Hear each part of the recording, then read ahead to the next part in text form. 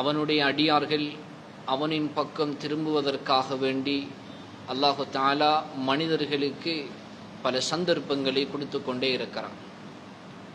அந்த சந்தர்ப்பங்களில் ஒரு சந்தர்ப்பமாக எங்களை வந்து அடைந்திருப்பதுதான் துல்ஹஜ்ஜுடைய இந்த மாதம் எங்களை வந்து அடைந்திருக்கிறது. அன்புக்குரிய நேர்களே, இந்த துல்ஹஜ்ஜுடைய மாதத்தில் நாங்கள் பலதரப்பட்ட அமல்களை செய்து கொண்டிருக்கிறோம். சுன்னத்தான நோன்பு நோட்டிருக்கிறோம், குர்ஆன் ஓதுகிறோம், இன்னும் இதர அமல்களில் நாங்கள் ஈடுபட்டு கொண்டிருக்கிறோம். அன்புக்குரிய நேர்களே, இந்த துல்ஹஜ்ஜுடைய மாதத்தில் நாங்கள் செய்யக்கூடிய அமல்களில் மிகவும் நாங்கள் பிரதானமாக எடுத்துக்கொள்ள வேண்டிய ஒரு அமல்தான் தக்வா என்று சொல்லக்கூடிய ஒரு முக்கியமான ஒரு இறையச்சம். அன்புக்குரிய நேர்களே, அமல்களுடைய மூளையாக இருப்பது தக்வா. எப்பொழுது உள்ளத்தில் தக்வாவும் அந்த இறையச்சம் உள்ளத்தில் எப்பொழுது வருமோ அப்பொழுதுதான் எங்களுடைய அமல்கள் பாரமாக அமைகிறது. அல்லாஹு தஆலா ரமலானை பற்றி சொல்லுகின்ற பொழுது, குதிப அலைக்குமுஸ் ஸியாமு கமா குதிப அலல்லதீன மின் கப்லிக்கும் லஅல்லக்கும் தத்தகுன்.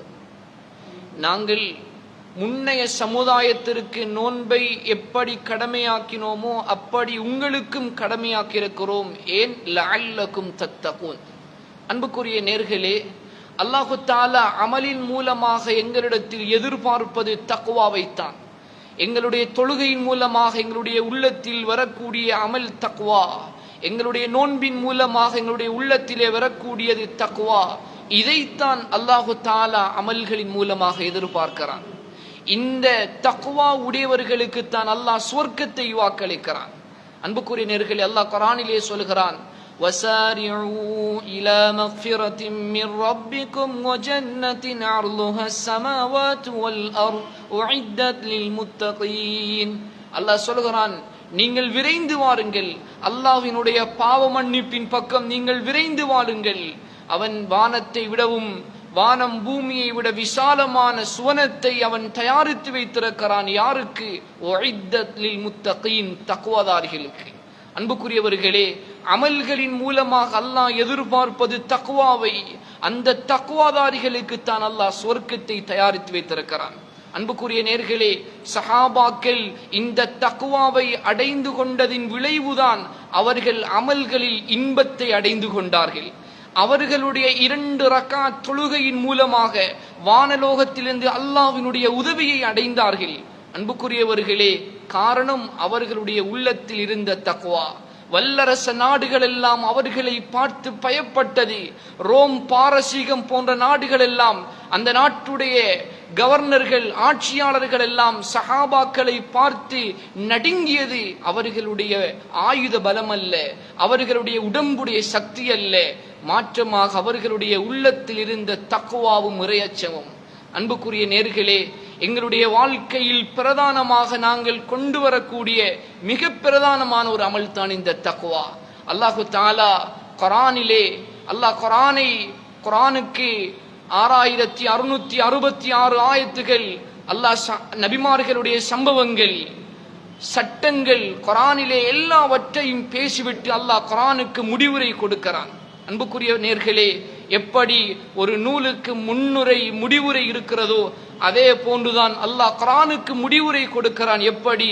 வத்தகு யௌமன் துர்ஜஊன ஃபீஹி இலல்லாஹ்.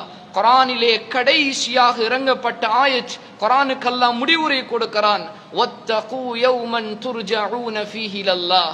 அல்லாஹ்வை தக்வா செய்து கொள்ளுங்கள், அல்லாஹ்வை அஞ்சிக் கொள்ளுங்கள். யௌமன் துர்ஜஊன ஃபீஹி இலல்லாஹ், அல்லாஹ்வின் பக்கம் மீளக்கூடிய, திரும்பக்கூடிய அந்த ஒரு நாளை நீங்கள் பயப்படுங்கள் என்று அல்லாஹ் குர்ஆனிலே கடைசியாக சொல்லி குர்ஆனை முடிக்கிறான். அன்புக்குரிய நேர்களே, இந்த தக்வா எங்களுடைய உள்ளத்தில் வருகின்ற பொழுதுதான் நாங்கள் செய்யக்கூடிய அமல்கள் உயிரோட்டமாக இருக்கும். அந்த அமல் தான் மீசானுடைய தராசை கனதியால் கணக்க செய்யும். அன்புக்குரியவர்களே, அன்புக்குரிய நேர்களே, எங்களுடைய அமல்கள் வெறும் எண்ணிக்கையை வைத்து மீசானுடைய தராசை கனமாக்க மாட்டாது. எங்களுடைய அமல்களில் தக்வா சேர வேண்டும், எங்களுடைய அமல்களில் இஹ்லாஸ் சேர வேண்டும். இதன் மூலமாகத்தான் அந்த மீசானுடைய தராசை நன்மையினால் கணக்கு செய்யும். எங்களுக்கு சஹாபாக்களுடைய காலத்தில் நடந்த எத்தனையோ சம்பவங்களை எங்களுக்கு முன்னுதாரணமாக எடுத்து பார்க்கலாம். அன்புக்குரிய நேர்களே, காமிதியா கூட்டத்தை சேர்ந்த ஒரு பெண் இருந்தாள். அந்த பெண் ஒரு நாள் நபி ஸல்லல்லாஹு அலைஹி வஸல்லம் சஹாபாக்களோடு பேசிக் கொண்டிருக்கிறார்கள். நபியுடைய சபைக்கு அந்த பெண் வந்தாள். வந்து சொன்னால், யா ரசூலல்லாஹ் தஹிர்னி யா ரசூலல்லாஹ், என்னை சுத்தப்படுத்துங்கள். மீண்டும் சொன்னால் அந்த பெண், யா ரசூலல்லாஹ் தஹிர்னி யா ரசூலல்லாஹ், என்னை சுத்தப்படுத்துங்கள். அன்புக்குரியவர்களே, மூன்றாவது தடவை அந்த பெண் சொல்லுகின்ற பொழுதுதான் நபி அவர்கள் கேட்டார்கள், என்ன விடயம்? அந்த பெண் சொன்னால், யா ரசூலல்லாஹ், நான் ஜினா செய்திருக்கிறேன், நான் விபச்சாரம் செய்திருக்கிறேன், என்னுடைய ஹத்தை தண்டனையை நிறைவேற்றுங்கள். நபி ஸல்லல்லாஹு அலைஹி வஸல்லம் அந்த பெண்ணை திருப்பி அனுப்பினார்கள், நீ அப்படி செய்திருக்க மாட்டாய். அன்புக்குரிய நேர்களே, அந்த பெண் இரண்டாவது தரம், யா ரசூலல்லாஹ், நான் ஜினா செய்து என்னுடைய வயிற்றில் குழந்தை உண்டாகிவிட்டது, என்னுடைய ஹத்தை நிறைவேற்றுங்கள். அந்த நேரத்தில் தான் நபி அவர்கள் சொன்னார்கள், ஏ பெண்ணே, உன்னுடைய வயிற்றில் குழந்தை இருந்திருந்தால் நீ அந்த குழந்தையை பெற்றெடுத்து வா. அன்புக்குரியவர்களே, அந்த பெண் சென்று 10 மாத காலங்களுக்கு பின்னால் அந்த குழந்தையை பெற்றெடுத்து நபியுடைய சபைக்கு வந்து சொன்னால், யா ரசூலல்லாஹ், குழந்தையை பெற்றெடுத்து விட்டேன், என்னுடைய தண்டனை நிறைவேற்றுங்கள். அன்புக்குரியவர்களே, அந்த பெண் செய்த தவறும் பாவமும் அந்த பெண்ணுக்கும் அல்லாஹ்வுக்கும் இடையில் இருக்கின்ற விடயம். ஆனால் அந்த பெண்ணுடைய உள்ளத்தில் இருந்த தக்வா, அந்த பெண்ணுடைய உள்ளத்தில் இருந்த இறையச்சம் அந்த பெண்ணை உள்ளத்தை உறுத்தியது. நான் செய்தது தவறு, அதனுடைய தண்டனையை பெற வேண்டும் என்று அந்த தக்வா அந்த பெண்ணுடைய உள்ளத்திலே உறுத்தியது. அன்புக்குரிய நேர்களே, அந்த பெண் மீண்டும் நபி அவர்களிடத்திலே வந்து சொன்னால், யா ரசூலல்லாஹ், குழந்தையை பெற்றெடுத்து விட்டேன். சொன்னார்கள் ஸல்லல்லாஹு அலைஹி வஸல்லம், இந்த குழந்தை தாய்ப்பால் குடிக்கக்கூடிய குழந்தை, நீ தாய்ப்பாலை மறக்கடித்து விட்டு கொண்டு வா. அன்புக்குரிய நேர்களே, 2 வருடங்களுக்கு பின்னால் அந்த பெண் அந்த குழந்தையை நபி ஸல்லல்லாஹு அலைஹி வஸல்லம் அவர்களுடைய சபைக்கு கொண்டு வருகிறாள். இமாம்கள் சொல்லுகின்றார்கள், அந்த பெண் கொண்டு வருகின்ற பொழுது கையிலே ஒரு ரொட்டி துண்டை கொடுத்து அந்த குழந்தை சாப்பிடுகின்ற நேரத்தில் அந்த பெண் அந்த குழந்தையை சுமந்து வந்தாள். சொன்னால், யா ரசூலல்லாஹ், குழந்தை ரொட்டி சாப்பிடுகிறது, இதோ சாப்பிடுகிறது, என்னுடைய ஹத்தை நிறைவேற்றுங்க. அன்புக்குரிய நேர்களே, அந்த நேரத்தில் தான் சஹாபாக்களை நபியவர்கள் பார்த்து சொன்னார்கள், யார் இந்த குழந்தையை பொறுப்பெடுப்பது? சஹாபாக்கள் ஒரு சஹாபி குழந்தையை பொறுப்பெடுத்தார். நபி ஸல்லல்லாஹு அலைஹி வஸல்லம் சொன்னார்கள், இந்த பெண்ணை இடுப்பு வரைக்கும் புதைத்துவிட்டு அந்த பெண்ணுடைய தண்டனையை கல்லறியுங்கள் என்று சொன்னார்கள். அன்புக்குரிய நேர்களே, அந்த பெண்ணுடைய தண்டனை நிறைவேற்றப்பட்டது. அந்த பெண் ஜனாசா தொழுவிப்பதற்காக வேண்டி அந்த பெண்ணுடைய ஜனாசா வந்தது. நபி ஸல்லல்லாஹு அலைஹி வஸல்லம் அவர்கள் அந்த பெண்ணுடைய ஜனாசாவை தொழுவிப்பதற்காக முன்னே செல்லுகின்றார்கள். ஹஸரத் உமர் ரலியல்லாஹு அன்ஹு கையை பிடித்து இழுத்தார்கள், யா ரசூலல்லாஹ், ஒரு பாவம் செய்த, ஒரு ஜினா செய்த ஒரு பெண்ணுடைய ஜனாசாவை நீங்கள் தொழுவிக்க வேண்டாம், நாங்கள் தொழுவிக்கிறோம். அந்த நேரத்தில் தான் உமர் ரலியல்லாஹு அன்ஹுவை பார்த்து நபி அவர்கள் சொன்னார்கள், லவ் குஸ்ஸிமத் பைன 70 மின் அஹ்லில் மதீனா லவஸ்ஸஅத்ஹும், மதீனாவினுடைய 70 பேருக்கு இந்த பெண்ணுடைய தௌபாவை பங்கு வைத்தால் அந்த 70 பேருடைய பாவத்தையும் அல்லாஹ் மன்னித்து விடுவான் என்று அந்த பெண்ணுடைய அந்த தௌபாவின் பாரத்தை, கனதியை நபி அவர்கள் விளங்கப்படுத்தினார்கள். அன்புக்குரிய நேர்களே, இந்த சம்பவத்திலிருந்து விளங்குவது என்ன?